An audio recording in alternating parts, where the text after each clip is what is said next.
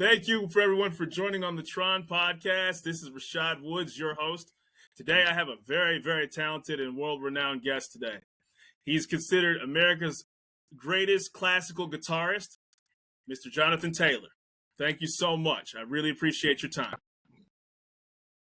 And I don't know about that. That's the Philadelphia Inquirer saying I'm the leading classical guitarist. Right.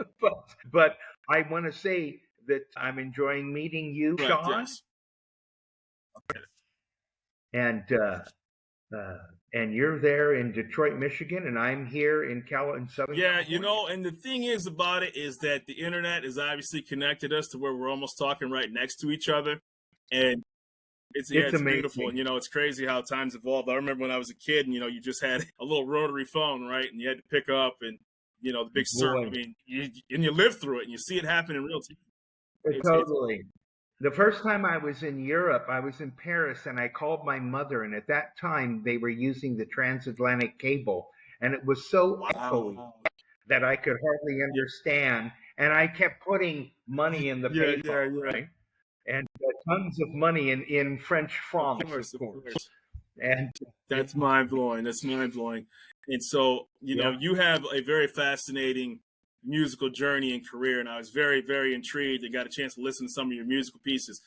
And even though I come from a totally non-musical background, I can recognize when somebody's great in their field of work. And it was really, really, really interesting to get immersed in your background and what you do for a living. So can you just give us some background and information on how you became, a classical guitarist? Sure. And basically when I was about 4 or 5, I started to pick out tunes on a ukulele. So I was a natural musician. And then I got serious when I was 10. I heard Segovia when I was 16 at the Dorothy Chandler Pavilion in Los Angeles. And I changed my life. I said, my God, the beauty and the technical mastery. I mean, I couldn't believe his fingers were doing that. And as well as the beauty of music. And then I sought out the greatest artists in the world, Christopher Parkening. I was in a master class with Pepe Romero. I studied at his house for 5 years, a private student of his, and other notables, Frederick Node and so forth, and studied music and orchestration and all aspects of composition, meaning serious composition, at Chapman College. It was not called Chapman University back then. It was a private college with 850 or 800 students, and you actually had to know your stuff. Yeah, this college was only 800. I can only imagine 800. 815 people. I can only imagine. Yeah. Very selective. Yeah. And it was. I was on scholarship, so the debt that kids are coming out with today. I go, "Where's your debt?" I go, "There was no right. And I can't even believe some people. I owe $100,000. I go, that will not work. Yeah, and I have an older daughter. I have 3 daughters. My 11-year-old daughter actually started playing the violin, and it's beautiful to watch. And she's in an orchestra. She's in orchestra in school, and she just started playing the violin just in July. 11. How old is she? 11. How old is she? 11. That's great. It's beautiful. Takes a long time to get it in tune. There's a saying that it takes 10 years to get a violin. Oh, really? Yeah. Well, that's an exaggeration, but the guitar has frets, so you have a different way of knowing where to place it, but the violin does not, and so therefore it's harder to find that pinpoint. Right. And but each instrument has its difficulties. Yeah, it was beautiful watching her play a little piece for me because I kept telling her, I said, "Bring it home, I'd like to hear you." And then she played just a little piece. Yeah, and I was like, I have no idea what else she needs to master, but I'm always picking her brain because it's something I never got to learn. Right?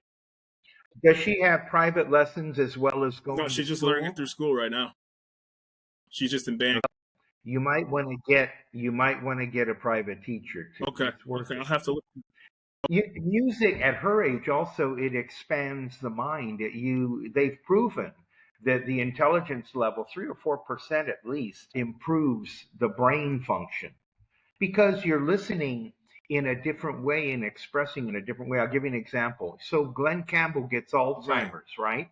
but not with the music. It's amazing. He couldn't remember, anything. And then, but with the music, I go, yeah, but he knew the music. So it's in a different part of the brain that isn't being Right. So you've obviously traveled from around the world, and I managed to look up some information from some previous podcasts. Your grandmother used to play the organ for silent movies. That's crazy. That's awesome. That's crazy. Yeah, she was. She knew all the greats of the day, and in her time, it was silent films, and then later, of course, talkies came in. She knew Jolson. Jolson is the first talkie film, and but she played with the Man of a Thousand Faces, which is Lon Chaney Sr., and his son later became Junior, who was the Wolfman in the film, and then she played with the Tombstones Pops, Charlie Chaplin. She was there at that L.A. premiere with Einstein in downtown L.A. at the Los Angeles Theater owned by Sid Grauman. She also played many gigs with Harry Houdini. And she was in the Pacific Northwest and actually in Michigan too. And their T.R.O.N's orchestra, I think, used to do a national broadcast from St. Paul, Minnesota, and then somewhere in Michigan, in that region. And that was like a big deal to have an act. I can only imagine. So I had that in. That's fantastic. So she's playing the organ. So how did you end up that it became the guitar for you? I mean, how did I don't know.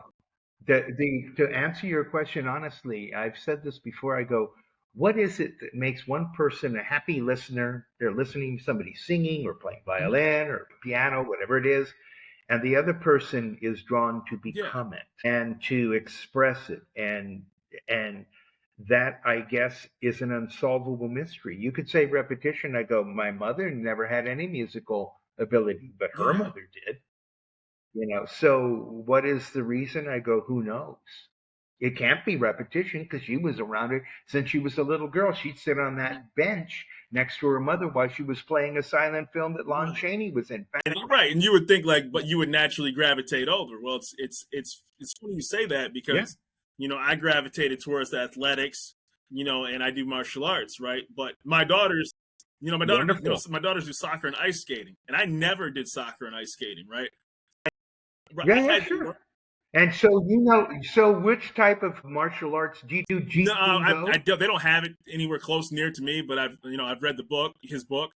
I saw Bruce Lee do the demonstration there in Long Beach in 68? I don't remember what year. I saw Bruce Lee do that demonstration and the one where he does the punch. Yeah, and I said, my God, I couldn't even believe a human being could do that. So I have a black belt. It's actually dark blue, but it's first dan. I do Chuck Norris's style that he came when he came from Korea. It's called Tung Soo Do. So I have a black belt in that, and then I have a brown belt in Taekwondo, and I'm currently taking Brazilian Jiu-Jitsu and Muay Thai. So I'm a sponge for martial arts. Music wasn't my repertoire, but I would hate to. Yeah, everybody. Why is somebody become a chemist? They're interested. They see a chemical reaction and they go, "Oh my God, why did you do that?" Exactly. Yeah. So everybody's different, and I go, "That's the beauty of life. That variety." And I found myself, when it came to your background. So I don't want to get this information incorrect. So you had 32 albums in touring. Am I saying that correctly? I have 32 albums. I'm actually with a new company starting here next week, coincidentally. I have one of my albums, Guitar Chronicles, is out with Warner Brothers and Hit Lab. And you can do separate deals, right? And then my other albums are actually going to be going with another company, even though they've been with other companies. There's licensing. For example, films and videos and commercials and streaming and sure. Yeah. So yes, I recorded. I have over 300 tracks. As a matter of fact, the past couple of days, I've been organizing things for the new company. That's what I've been doing. Yesterday, on Thanksgiving, I pretty much just, but that's your living, and so unless somebody actually knows, you're in. That's what you do. So I can only imagine that's your time where some people will be watching a football game, and that's one of the reasons I created this show was because we talked earlier before the camera started rolling that people can only see the world that's in front of them. And so for a long time, and the internet has helped, but it also, you still have to talk to people. You can't just be in a chat box or on a message board or, watching comments. Comments are great. Thumbs up or thumbs down are great. But having the time to actually interact with you is better than any experience in a chat box or Totally. And people are meant to to socialize. A man is a social animal, and they're meant to touch each other and to hug and all that. I go, but if you're so far removed, I go, well, that's not good. You can have some of it, but not a full dose. Absolutely. So, one of the questions that I wanted to know was, first of all, so in 78, you became kind of a full-time musician. So what is the lifestyle of a full-time musician if they're not making out? Touring and then going back to home base. With me, I've grown up in Southern California. I was born in Santa Monica at St. John's Hospital, and I grew up in Southern California all my life. But I've been so many places. What do you do? I go, well, sometimes you have to make a choice. Is it going to be a tour or is it going to be recording? Because you can't be traveling all over in a plane and all that and do that much recording. So, and especially when I first started recording, you paid $200 for an hour in, For sure the you studio. For sure you do. Yeah. It's different now. Now you can record everything. I mean, it's on a laptop. Well, it's funny you mentioned that, because that was going to be one of my segue questions, but I wanted to make sure to give enough, information about your background, when you toured, how you toured. But since you brought that up, how has technology helped or hurt the profession of professional musician? Okay, so here's my kind of standard rap. So back in the day, analog recording, tapes, reel to reel. Most people don't know Sgt. Pepper was recorded on a 4-track. Was it really?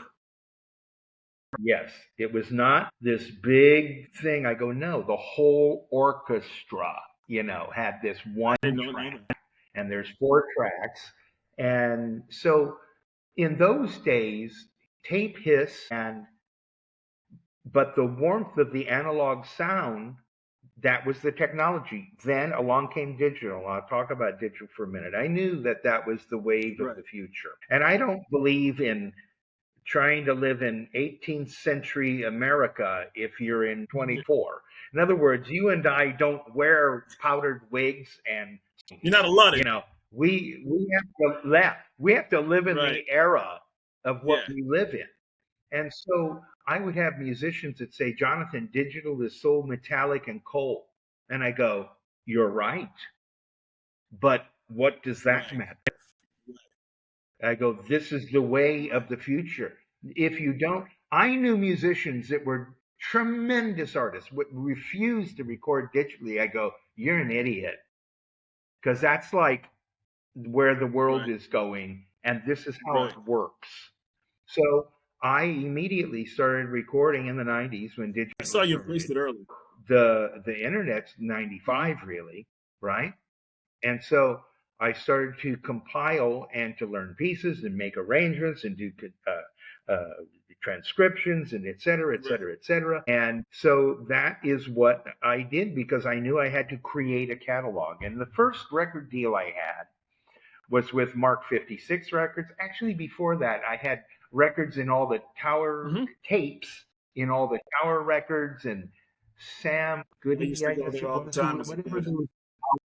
Yeah, those are. But then, you know how it is. I go, God, every second it changes. Now we've got tapes. Now we've got 8 tracks. Now we've got other tapes. Now we've got DVDs. And CDs. And now you know what I'm saying? In other words, on and on and on. And some of them hit and some of them hit. Remember, the Betamax was going to be big, and it did not. It did not work. And I go to people, I go, well, you never know what it's going to work. But some things catch on, like the Betamax didn't catch on, the Edsel car didn't catch on, and other things do. People have been trying to make electric cars I don't even know. I think the first one was electric. Yeah, I saw a documentary on when they did the Hoover Dam, and they said that they were trying, because so many people of the workers were dying from the smoke inhalation when they were trying to blast the rock inside the Hoover Dam. And they actually brought, and I was shocked, and they were like, oh yeah, they brought this electrical vehicle from Europe. So, and that was like, I mean, I wish I could remember off the top of my head when the Hoover Dam was created, but it sure wasn't 30 years ago or 10 years ago. It was created in the 90s. I was there about 2 months ago. Okay. I was there about 2 months ago. Okay. And so that tells you that it's always been, the electrical vehicles have always existed.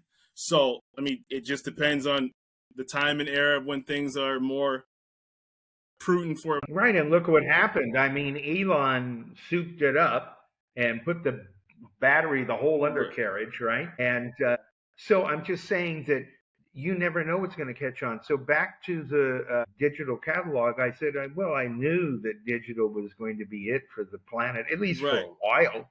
I didn't know how long. Right. So I started to come back from tours, and I spent more time recording than touring. And the reason why is I go, well, once the music is out there on a tour, it's gone, right? Right. It's in the atmosphere. And what was interesting, so, we talked about the transition to the digital, and you've done a really good job of, obviously, you've done this for a very long time, and one of your expertise is also self-branding. How did you, as a solo guitarist, be able to, for lack of a better term, make a lifestyle out of this and make this your living? Sure. And I'm just curious. Yeah. Sure. So Rashad, the standard classical repertoire, which I have done for decades, is to master those pieces and attain the skills necessary to master those. And at the same time, and this was predicted more 40 years ago, 30 years ago, that I knew I had to add to the repertoire. And what do I mean by that? I knew that to get people to listen to classical music, some people only listen to Spanish guitar, but they wouldn't listen to, let's say, Bach, or they wouldn't listen to jazz, for example. And I said, but what I found growing up and learning all the masterpieces, once I had learned them, and I was pretty young, I was in my early 20s, and I had literally played almost every masterpiece in existence. The T.R.O.N, the Grand Overture, Leander, all of these, the Grand Hota. And so I said, but I'm an American. Right? In other words, where is the American music? Well, you had great Americans like Duke Ellington, whom my grandmother knew, by the way. And you had great Americans like Duke Ellington or Satchmo, right? Louis Armstrong, or many other, let's say, jazz artists. So I knew I had to adapt different styles of music to the classical guitars. This is going to answer your thing, how do you brand like that? And so what I wanted to do is to become what I call a crossover artist. Is that person classical? Yes and no. Are they playing jazz? Yes and no, right? In other words, they're a compilation of, many things.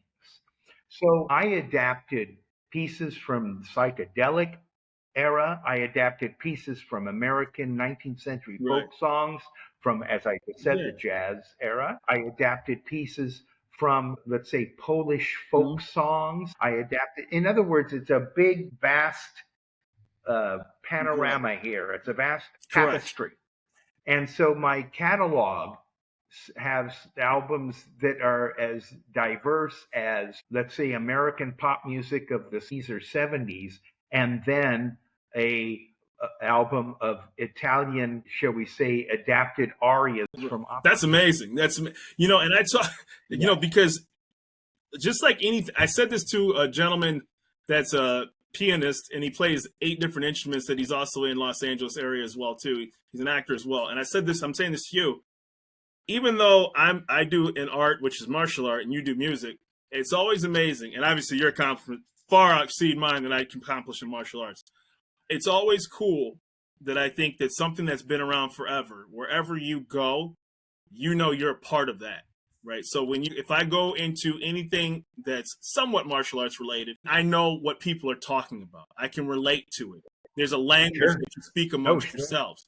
So your background in music is phenomenal, like absolutely phenomenal. And so for you to be able to say, I can go to an opera, I can go to a jazz show, or I can listen to this jazz musician or any other piece of music, your ear is more fine-tuned than the average person, because of years and years of expertise. Your accomplishments obviously speak for themselves, but knowing that particular part of the world, and music is everywhere. Martial arts is a bit niche.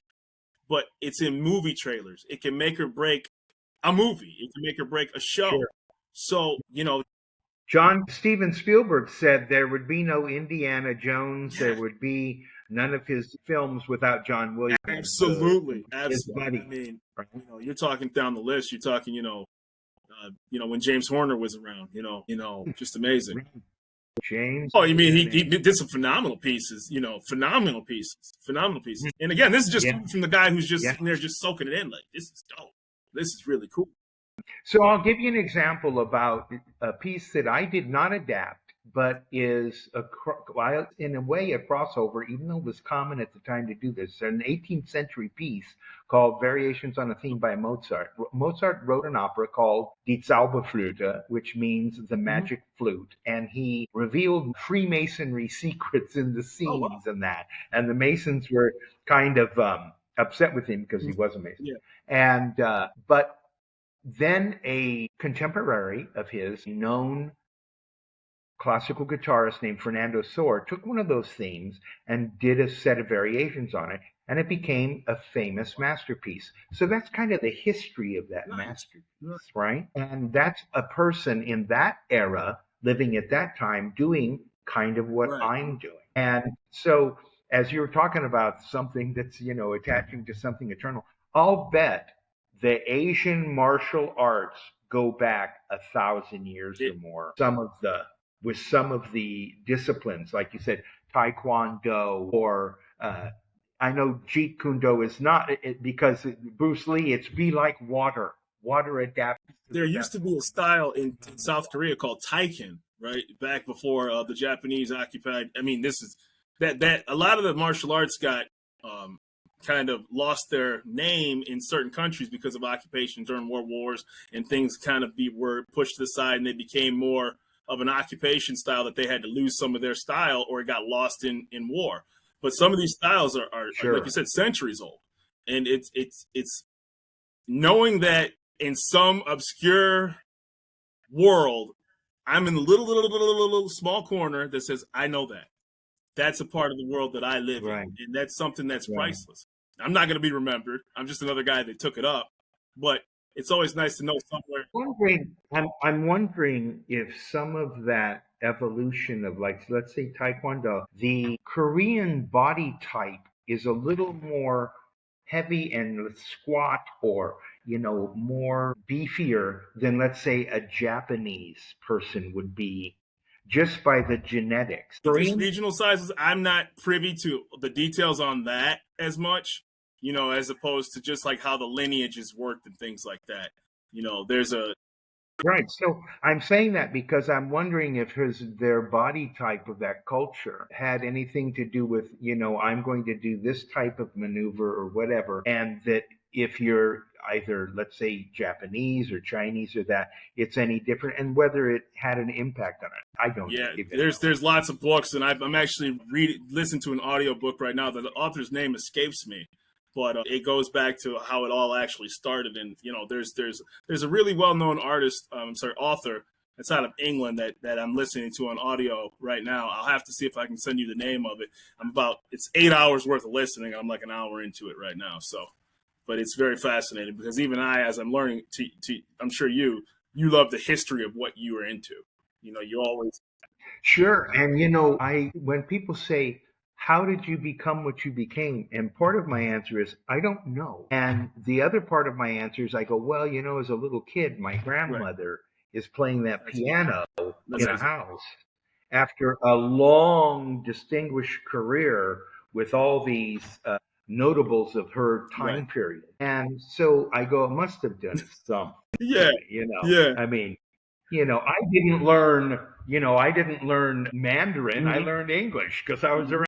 So I got to ask you a question, because especially somebody who's learned and, has been so successful. What's your thoughts on AI kind of in the avenue of creating music, making music, substituting musicians? There's going to be a lot of loss. Yeah. Okay. So even Drake, they stole something from Drake, and he sued him. And I go, what do I think? I go, it's the greatest boon and insanely scary and evil. I go, you'll have robot armies, you'll have Arnold Schwarzenegger as Terminator, could absolutely be real and not a film of the 80s, right? I go, it's absolutely true. On the other hand, the advances in medicine, it's insane. You can map a protein in 10 minutes, and it takes a man 5 years. And Edward Teller was given, he wanted to work on his hydrogen bomb when he was on the Manhattan Project, and Oppenheimer gave him equations because they needed to solve certain things. And he said, he goes, Oppie, this will take me 2 weeks. And I go, those same equations took it's bonk. It's crazy. And so, you start finding out. And the reason I asked, because obviously you're dealing with copyright issues, obviously, and I wouldn't know enough about music to state this, but does it feel like cheating in a way, like when people like either A, write music, B, may not seek out actual musicians to do certain. Well, now you don't have to. That's what I'm saying, right? Like that's and so your discipline and skill is thousands of hours of practice to master taking somebody to whatever it is that you do. I go, whatever that skilled professional does, I go, you think it happened in a minute? My grandmother used to say, because she would not only do the silent films, but she would do shows and that. So there would be dancers, and because people don't realize the hours that we worked for those dancers to get the routines right. I go, exactly. I go, have you ever seen Michael Jackson dance? He was a fanatic at it. I mean, he'd be there at 3 o'clock in the morning doing his moonwalk and, doing his stuff at home and practicing. I go, he was a consummate artist that wanted to perfect that. And look what he did, the style of dancing in that. Even contouring your body is, I mean, it just blows your mind away. It really, even, have to isolate all those muscles properly. And God, yeah. I used to have a dancer girlfriend, and she'd always say, your diaphragm. Oh my goodness! She'd know all the different movements, and that's crazy because I'll talk briefly just with martial arts with this, right? Keeping a base leg and then actually making a movement with the attacking or physical leg is not nearly as easy as people think that it is, right? No, rub your head, pet your belly. Right. So I got to ask, how many instruments do you actually play? Obviously, you play classical guitar. Are there other instruments that you play? So let me give you a little background on that. I used to play a little bit of 5-string banjo. I was going to be an opera singer as well, but I don't sing anymore, and I don't play 5-string banjo because to become a real master of an instrument, not a jack of all trades, takes tremendous dedication to that instrument. Remember, I studied composition, so I was a serious composer. I know all the instruments. I know how to compose for them. I don't know how to play them. I take the piano as my sound source if I'm doing, and I'm not composing right now. I'm transcribing and arranging for classical guitar. But I want a sound source where I am not a skilled professional at. When I have a buddy who's a master pianist, Jonathan, you do this? I go, Bob, I don't want to know how to play the piano well. I go, I'm using this as a tool to ferret out the sounds. I go, if I become good, I don't want to become good.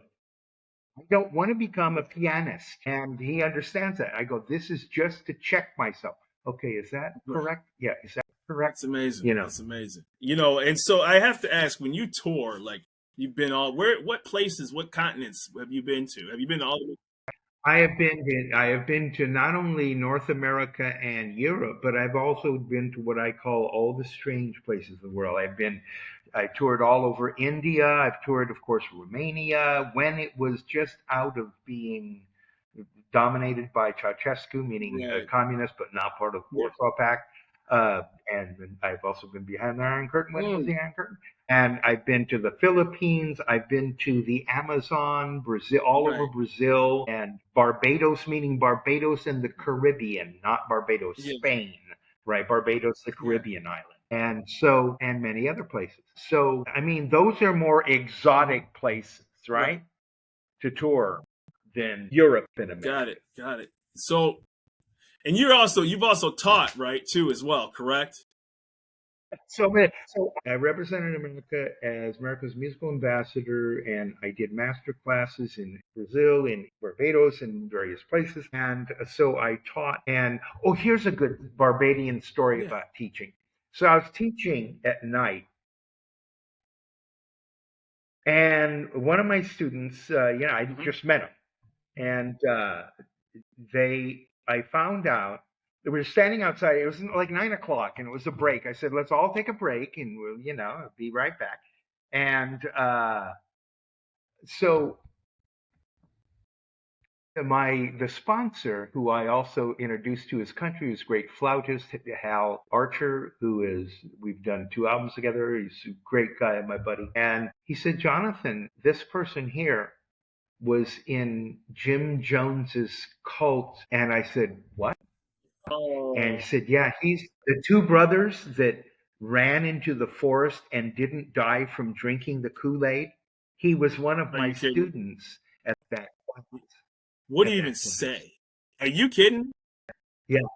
Wow. No. And so how I said, "What was it like?" He goes, and the guy goes, I can't remember his name now. You can look it up on the internet. You'd see him. And he goes, "Well, we knew he was crazy, John." And I go, "Freaking, he's crazy and he's evil. Telling people to kill themselves and drink the Kool-Aid and all that." And what was it called? The People's Temple. And it started in San Francisco. He goes, "That's where I lived, Jonathan. I lived in San Francisco." And said I got hooked up, and then we flew down to, was it French Guiana? Yeah, it was one of those too. Yeah. And so, I have 1,000 adventures like that. Unbelievable. Yeah, and sometimes we only get a chance to hear the story about the person that's within our mile radius, and that's what made your background to me so fascinating. And we, just being able to look you up, it was page after page, and classic musical piece after classic musical piece, and you have your own app, and you have your albums on Spotify, and your world you do world tours, and where does a person start? And this is kind of a question that I kind of just thought.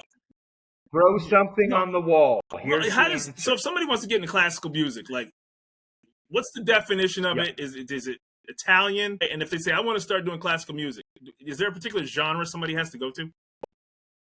Just go on to the thing, and you want to get a teacher if you're a pianist or a violinist, whatever it is, and you will find plenty of people teaching classical music, and you will find many instructors. You can go to schools. There are, like a music school in your area. I'm sure in Detroit, in Michigan, there must be, a few at least. Oh yeah, there's a couple right around the corner. I just didn't know if there's a specific genre that is called this is classical, but this isn't, because it's later. Classical is considered the compilation of all pieces from, let's be, pre-Renaissance to this present day: Renaissance, Baroque, classical, romantic, contemporary. And those are the things that have the highest standards and have lasted the longest. Let's say the 3 ballets that introduced the 20th century, as Boulez said. The birth certificate of the 20th century is the piece Le Sacre du Printemps, The Bride of Spring by Igor Stravinsky,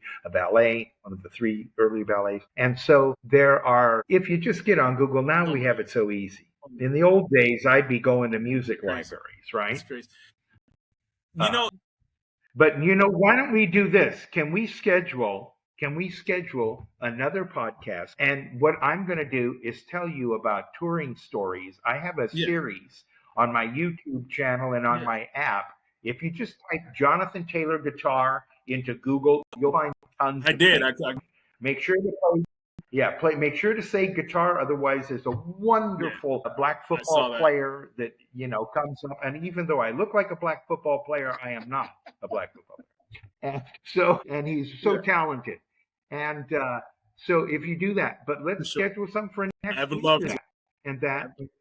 And I'll talk about stories of my adventures in the Amazon. I almost died there, and stories that I was stalked in India and almost killed, all sorts of things, and remind me, and we'll do all that. And also, if you want the app, just go to, it's all free. If you just if you're on Apple, go to Apple Store. If you're on